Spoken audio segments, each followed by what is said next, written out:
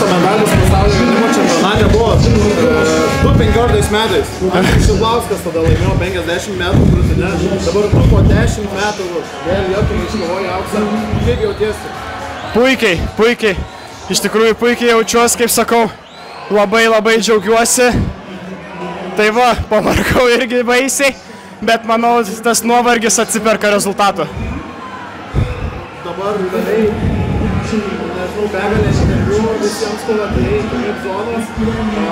Girdėjau, kad dėkoja ir treneriams, kiek svarbus jų indėlis buvo. Labai didelis.